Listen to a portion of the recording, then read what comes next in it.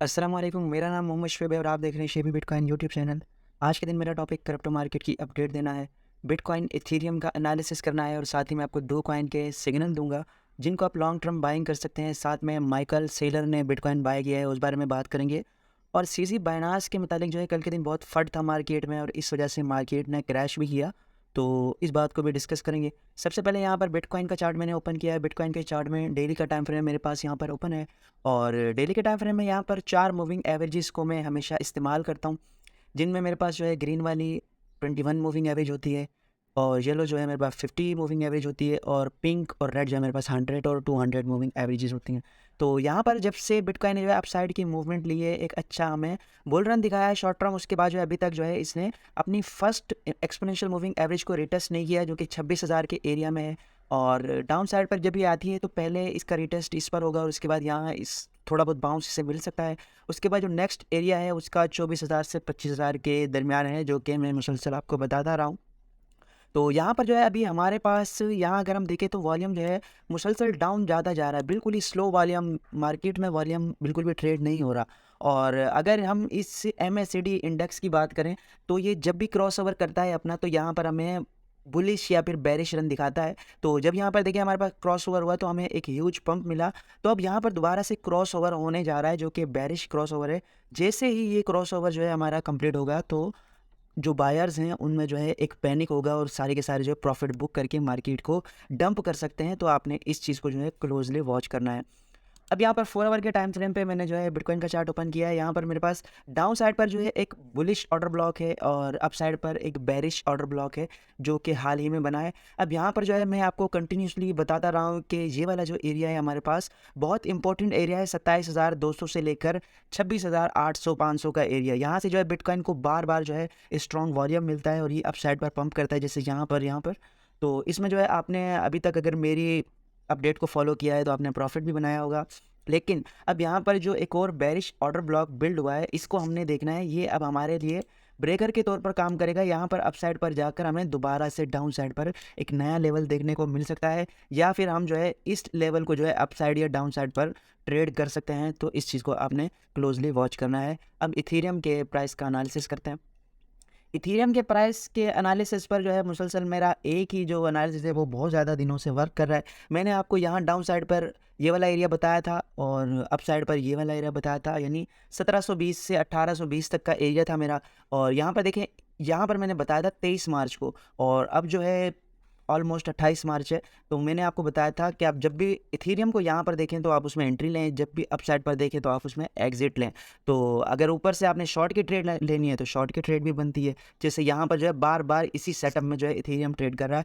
तो अगर आपने जो है मेरी अपडेट को फॉलो किया है तो आपने प्रॉफिट भी बनाया होगा।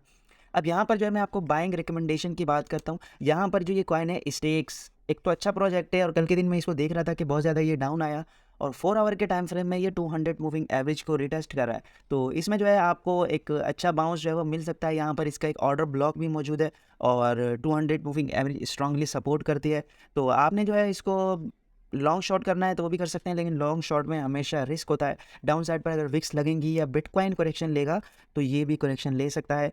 तो आप जो है इसे स्पॉट में बाइंग करेंगे तो बिलफर्ज अगर थोड़ा बहुत नीचे भी जाता है तो आप जो है मज़ीद इसका DCA कर सकते हैं। फिलहाल मेरी रिकमेंडेशन ये है कि यहाँ पर जो है आप अगर बाइंग करते हैं तो फिर आपका टारगेट जो है ये मूविंग एवरेजेस हो सकती हैं 96 सेंट और ऑलमोस्ट $1 तक का आपका टारगेट जो है वो रह सकता है। और उसके अलावा जो है SNX कॉइन है, ये भी मेरे हिसाब से जो है काफ़ी ज़्यादा लो, अपनी जो इसकी लिस्टिंग प्राइस थी उसके करीब जब ये बाइनांस पर लिस्ट हुआ था तो उस प्राइस के करीब है। और इसका ऑल टाइम अगर हम देखना चाहें तो इसका ऑल टाइम हमारे पास आ रहा है $25-26 का।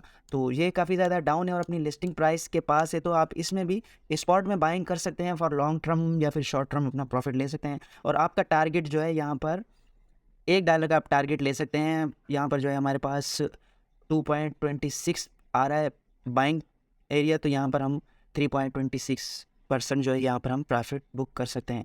और अब आ जाते हैं न्यूज़ की तरफ। यहाँ पर जो है सीज़ी के बारे में जो है कल के दिन रेगुलेटर्स ने वायलेशन का जो है मुकदमा किया है और उस पर इल्ज़ाम लगाया है। इनका कहना है कि इन्होंने 300 अकाउंट अपने बाइनांस के ऐसे हैं जिन पर ये साइडर ट्रेडिंग करते हैं, यानी कोई भी लिस्टिंग प्राइस या कुछ भी ऐसा होता है तो ये खुद उसमें पार्टिसिपेट करके प्रॉफिट बनाते हैं। तो इस पर जो है काफ़ी ज़्यादा मार्केट में प्रेशर था और काफ़ी ज़्यादा मार्केट ने डिप भी लिया और एक नया लो लगाया बीटीसी ने।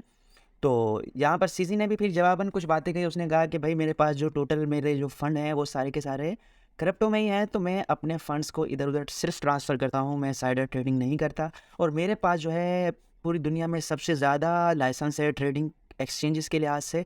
तो उन्होंने भी जो है अपना जो है अपनी सफाई पेश की है, तो जिसकी वजह से मार्केट हमें थोड़ी बहुत जो है प्रेशर से निकलती हुई नज़र आ रही है। और यहाँ पर जो कल की एक ह्यूज न्यूज़ थी और इसकी बहुत ज़्यादा हाइप रही, वो माइकल सेलर का बिटकॉइन बाय करना था। माइकल सेलर ने कल के दिन जो है अपना सिल्वर गेट लोन था उनके ऊपर 205 मिलियन का, वो भी उन्होंने रीपे कर दिया और उन्होंने जो है 6455 बिटकॉइन मज़ीद ख़रीदे और उनकी जो एवरेज प्राइस आ गई वो $23,000 पर आ गई।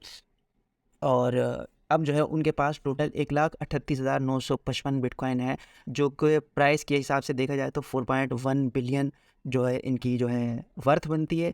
और अब इनकी टोटल बिटकॉइन की जो एवरेज प्राइस है वो 29,800 आ गई, यानी 29,800 की प्राइस के बाद जो है माइकल सेलर जो है वो प्रॉफिट में आना शुरू हो जाएंगे।